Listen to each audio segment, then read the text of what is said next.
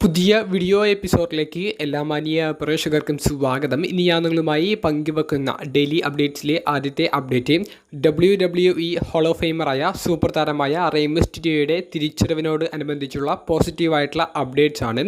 റിങ്ങിലേക്ക് return ചെയ്തിട്ട് match കളിക്കാനുള്ള ഒരു അപ്ഡേറ്റ് അല്ല നമുക്ക് റെയ് മിസ്റ്റീരിയോയെ സംബന്ധിച്ച് അറിയാൻ സാധിക്കുന്നത്.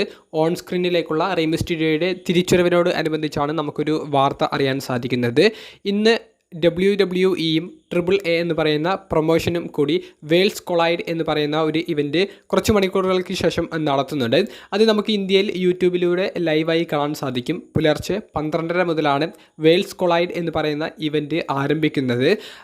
ടോപ്പ് സ്റ്റാർസിനെയൊക്കെ ഉൾപ്പെടുത്തിക്കൊണ്ടുള്ള ഒരു AAA WWE തമ്മിലുള്ള ഒരു മത്സരമാക്കിയിട്ടാണ് അവർ ഈ ഒരു ഇവൻറ്റ് നടത്തുന്നത്. അപ്പോൾ AAA എന്ന് പറയുന്നത് മെക്സിക്കൻ കമ്പനി ആയതുകൊണ്ട് തന്നെ ലൂച്ച ലിബ്രെ ഹിസ്റ്ററിയുള്ള റെസ്ലേഴ്സിനെയൊക്കെ മാക്സിമം കൊണ്ടുവരാൻ വേണ്ടി WWE ശ്രമിക്കുന്നുണ്ട്. അതായത് ലെജൻഡ്സ് ആയാലും നിലവിൽ ആക്റ്റീവായിട്ടുള്ള റെസ്ലേഴ്സ് ആയാലും അവർക്കൊക്കെ അപ്പിയറൻസ് കൊടുക്കാൻ വേണ്ടി WWE മാക്സിമം ശ്രമങ്ങൾ നടത്തുന്നുണ്ട്. അപ്പോൾ അതിന് പ്രകാരമാണ് WWEയിലെയും AAAയുടെയും ഒക്കെ മെക്സിക്കനിലെയും US ഒക്കെ ഒരു ലെജൻഡ് കരിയറുള്ള റെയ് മിസ്റ്റീരിയോയെ അവർ അപ്പിയറൻസ് നടത്തി കൊണ്ടുവരുന്നത്. അപ്പോൾ റെയ് മിസ്റ്റീരിയോയെ ഓൺ സ്ക്രീനിൽ കൊണ്ടുവരുന്നു എന്നുള്ളൊരു വാർത്ത ഏകദേശം കൺഫേം ആയിട്ടുണ്ട്. PW ഇൻസൈഡറാണ് ഈ ഒരു വാർത്ത പുറത്തേക്ക് വിട്ടിരിക്കുന്നത്. റസൽമീനിയ 41 റെയ് മിസ്റ്റീരിയോയ്ക്ക് ഒരു മത്സരം കളിക്കേണ്ടതുണ്ടായിരുന്നു എൽ ഗ്രാൻഡ് അമേരിക്കാനോക്കെതിരെ. എന്നാൽ പരിക്ക് പറ്റിയ റെയ് മിസ്റ്റീരിയോ മാറി നിൽക്കുകയായിരുന്നു. ഇപ്പോൾ ആദ്യമായിട്ടാണ് റെയ് മിസ്റ്റീരിയോയുടെ തിരിച്ചുവരവിനോട് അനുബന്ധിച്ച് പോസിറ്റീവായിട്ടുള്ള ഒരു അപ്ഡേറ്റ് ലഭിക്കുന്നത്. റെയ് മിസ്റ്റീരിയോയുടെ തിരിച്ചുവരവ് ഇനി തുടർന്നുള്ള സ്റ്റോറി ലൈനുകളിൽ അദ്ദേഹത്തെ ഉൾക്കൊള്ളിക്കാൻ ആയിരിക്കുമോ എന്നുള്ളത് വേൾഡ്സ് കൊളൈഡിൽ റെയ് മിസ്റ്റീരിയോയുടെ തിരിച്ചുവരവ് കണ്ടാൽ മാത്രമേ നമുക്ക് പറയാൻ സാധിക്കുകയുള്ളൂ. എന്തായാലും റെയുടെ തിരിച്ചുവരവ് നമുക്ക് ഇന്ന് നടക്കുന്ന വേൾഡ്സ് കൊളൈഡിലൂടെ കാണാൻ സാധിക്കും. രണ്ടാമത്തെ അപ്ഡേറ്റ് ഷെയ്ൻ മിക്മാനെ സംബന്ധിച്ചാണ്. ഷെയ്ൻ മിക്മാനുമായി റിലേറ്റ് ചെയ്തുകൊണ്ട് ഒരു ഇൻ്റർവ്യൂ ഇപ്പോൾ പുറത്തേക്ക് വന്നിട്ടുണ്ട്. പ്രമുഖ വെബ്സൈറ്റായ TMZക്ക് കൊടുത്ത ഷെയ്ൻ മിക്മാൻ്റെ ഇൻ്റർവ്യൂവിൽ 3 പോയിന്റുകളെ സംബന്ധിച്ച് ഷെയ്ൻ മിക്മാൻ കൃത്യമായിട്ടുള്ള അദ്ദേഹത്തിൻ്റെ അഭിപ്രായങ്ങൾ വെളിപ്പെടുത്തിയിട്ടുണ്ട്. അതിൽ ഒന്നാമത്തേത് വിൻസ് മിക്മാൻ, ഷെയ്ൻ മിക്മാൻ്റെ അച്ഛനും WWEയുടെ മുൻ ഓണറുമായ വിൻസ് മിക്മാൻ പുതിയ കമ്പനി ആരംഭിക്കുന്നുണ്ടോ എന്നുള്ളതിനെ സംബന്ധിച്ചാണ്. അപ്പോൾ ഷെയ്ൻ മിക്മാൻ പറയുന്നത് നിലവിൽ പുറത്തേക്ക് വരുന്ന വാർത്തകൾ എന്തായാലും അത് തെറ്റാണ്. വിൻസ് മിക്മാൻ തൻ്റെ അച്ഛൻ പുതിയൊരു കമ്പനി ആരംഭിക്കുന്നതിനെ സംബന്ധിച്ച് നിലവിൽ ഒരു റെസ്ലിംഗ് റിലേറ്റഡ് കമ്പനി ആരംഭിക്കുന്നതിനെ സംബന്ധിച്ച് നിലവിൽ യാതൊരുവിധ ഒരു ഡിസ്കഷനും നടത്തിയിട്ടില്ല. അത്തരത്തിലുള്ളൊരു തീരുമാനത്തിലേക്ക് എത്തിയിട്ടില്ല. അങ്ങനെയുള്ള വാർത്തകൾ വരുന്നുണ്ടെങ്കിൽ അത് തെറ്റാണെന്ന് ഇൻ്റർവ്യൂവിൽ പറയുന്നുണ്ട്. രണ്ടാമത്തെ ഒരു ചോദ്യം ഇൻ്റർവ്യൂവർ ചോദിച്ചത് വിൻസ് മിക്മാൻ WWEയെ TKO എന്ന് പറയുന്ന കമ്പനിയുടെ കയ്യിൽ നിന്ന് തിരികെ വാങ്ങിക്കാൻ എന്തെങ്കിലുമൊക്കെ ഒരു പദ്ധതി ഉണ്ടോ എന്നുള്ളതിനെ സംബന്ധിച്ചാണ്. അതിന് ഷെയ്ൻ മിക്മാൻ കൊടുക്കുന്ന ഒരു മറുപടി, വിൻസ് മിക്മാന് ഇപ്പോഴും TKO എന്ന് പറയുന്ന കമ്പനി ഷെയർ ഉണ്ട്.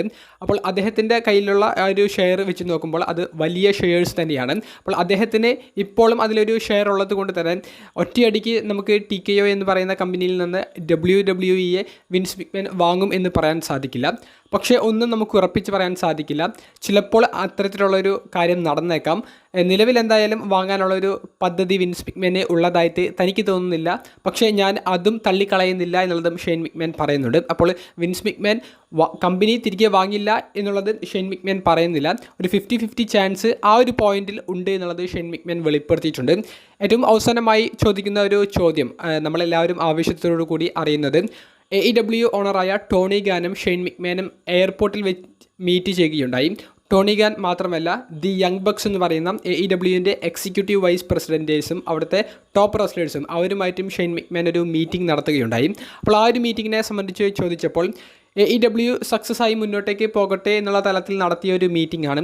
അതിലുപരി മറ്റൊന്നും താൻ ആ ഒരു മീറ്റിങ്ങിൽ കണ്ടിട്ടില്ല, അല്ലെങ്കിൽ അതിലുപരി മറ്റൊന്നും ആ ഒരു മീറ്റിങ്ങിൽ സംസാരിച്ചിട്ടില്ല എന്നുള്ളതും ഷെയ്ൻ മിക്മാൻ പറയുന്നുണ്ട്. പക്ഷേ WWE പോലെയല്ല AEW. WWEയുടെ ഉള്ളിൽ നിന്ന് വർക്ക് ചെയ്ത ഒരാളാണ് ഞാൻ. AEWയിൽ തനിക്ക് അങ്ങനെ വർക്ക് ചെയ്യാനുള്ള ഒരു അവസരം ലഭിച്ചിട്ടില്ല. ആ കമ്പനി ഇനിയും മുന്നോട്ടേക്ക് പോകട്ടെ എന്നുള്ള രീതിയിൽ ഒരു മീറ്റിംഗ് നടത്തി എന്നുള്ളത് മാത്രമേ ഉള്ളൂ. ഷെയ്ൻ മിക്മാനും ടോണി ഗാനും യങ് ബക്സുമായിട്ട് നടത്തിയ ഒരു മീറ്റിങ്ങിനെ സംബന്ധിച്ചുള്ള ഒരു വാർത്തകൾ പുറത്തേക്ക് വന്നതിന് ശേഷം, ഫോട്ടോസ് പുറത്തേക്ക് വന്നതിന് ശേഷം ഷെയ്ൻ മിക്മാൻ AEWയിൽ ജോയിൻ ചെയ്യാൻ പോകുകയാണ് എന്നുള്ള തലത്തിലുള്ള റൂമേഴ്സ് വന്നിരുന്നു. എന്നാൽ അത്തരത്തിലുള്ള പിന്നീട് ഒരു ഡെവലപ്മെൻറ്റ് ആ ഒരു സ്റ്റോറിക്ക് ലഭിച്ചിട്ടില്ല. ആ ഒരു വാർത്തകൾക്ക് ഇപ്പോഴാണ് ഷെയ്ൻ മിക്മാൻ ഒരു പ്രതികരണം ഇൻ്റർവ്യൂവിൽ കൊടുക്കുന്നത്.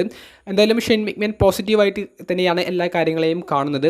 ഷെയ്ൻ മിക്മാൻ എന്ന് പറയുന്ന താരത്തെ സംബന്ധിച്ചുള്ള നിങ്ങളുടെ അഭിപ്രായങ്ങൾ കമൻറ്റ് ബോക്സിൽ രേഖപ്പെടുത്തുക.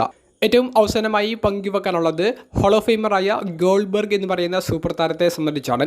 2025 ഈ ഒരു വർഷം ഗോൾഡ്ബർഗ് അദ്ദേഹത്തിൻ്റെ റിട്ടയർമെൻറ്റ് മാച്ച് കളിക്കും എന്നുള്ളത് ഗോൾഡ്ബർഗും WWE ഒഫീഷ്യലി കൺഫേം ചെയ്തിട്ടുള്ള ഒരു അപ്ഡേറ്റ് ആണ്. എന്നാൽ ഗോൾഡ്ബർഗിൻ്റെ നെക്സ്റ്റ് അപ്പിയറൻസ് എന്നാണ്, അദ്ദേഹത്തിൻ്റെ റിട്ടയർമെൻറ്റ് മാച്ച് എന്നാണ്, എതിരാളി ആരാണ് തുടങ്ങിയ ചോദ്യങ്ങൾക്കുള്ള ഒരു ഉത്തരം നമുക്ക് ഇതുവരെ അറിയാൻ സാധിച്ചിട്ടില്ല. സമ്മർ സ്ലാം ഈ വർഷം മുതൽ 2 ദിവസമായിട്ടാണ് നടത്തുന്നത് എന്നുള്ളത് കൊണ്ട് തന്നെ സമ്മർ സ്ലാമിലെ ഏതെങ്കിലും ഒരു ദിവസത്തിൽ വെച്ച് ഗോൾഡ്ബർഗിൻ്റെ റിട്ടയർമെൻറ്റ് മാച്ച് നടന്ന് ഗോൾഡ്ബർഗ് റെസ്ലിംഗ് റിങ്ങിനോട് വിരാമം ഇടും എന്നുള്ള ഒരു രീതിയിലുള്ള ചർച്ചകളും അത്തരത്തിലുള്ള റൂമേഴ്സുമാണ് നിലവിലും പുറത്തേക്ക് വരുന്നത്. എന്നാൽ ഇക്കഴിഞ്ഞ ദിവസം ഗോൾഡ്ബർഗ് ഒരു ഇൻ്റർവ്യൂവിൽ വെച്ച് അദ്ദേഹം റിട്ടയർമെൻറ്റ് മാച്ചിന് വേണ്ടി ട്രെയിനിങ് ചെയ്യുന്നതിനെ സംബന്ധിച്ചുള്ള കുറച്ച് അഭിപ്രായങ്ങൾ പങ്കുവെക്കുകയുണ്ടായി.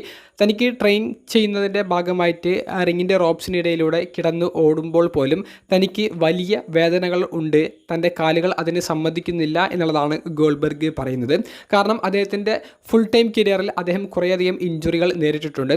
കുറേയധികം ഇഞ്ചുറികൾ അദ്ദേഹമായിട്ട് തന്നെ അദ്ദേഹത്തിന് ഉണ്ടാക്കി കൊടുത്തിട്ടുണ്ട്. അപ്പോൾ അതെല്ലാം തന്നെ ഇപ്പോഴാണ് അലട്ടുന്നത് എന്നുള്ളതും ഷോൾഡറും കൈയും കാലും ഒക്കെ വലിയ വേദനകൾ തനിക്ക് സമ്മാനിക്കുന്നുണ്ട് എന്നുള്ളതും ഗോൾഡ്ബർഗ് ഇൻ്റർവ്യൂവിൽ വെച്ച് പറയുകയുണ്ടായി. അപ്പോൾ റിട്ടയർമെൻറ്റ് മാച്ച് പെട്ടെന്ന് കളിച്ച് അദ്ദേഹത്തിൻ്റെ റെസ്ലിംഗ് കരിയറിന് വിരാമം ഇടാനാണ് ഗോൾഡ്ബർഗ് ആഗ്രഹിക്കുന്നത്.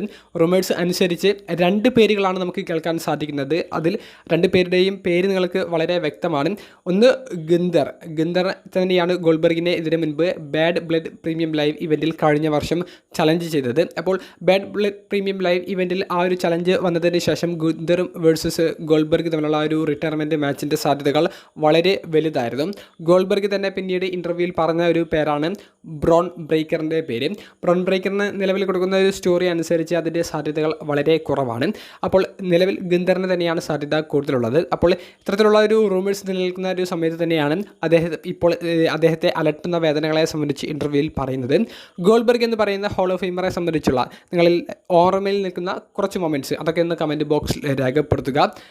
വീഡിയോ സംബന്ധിച്ചുള്ള നിങ്ങളുടെ പ്രതികരണങ്ങളും കമൻറ്റ് ബോക്സിൽ ഒന്ന് രേഖപ്പെടുത്തുക. അപ്പോൾ അടുത്തൊരു വീഡിയോയുമായി കാണുന്നത് വരെ ബൈ.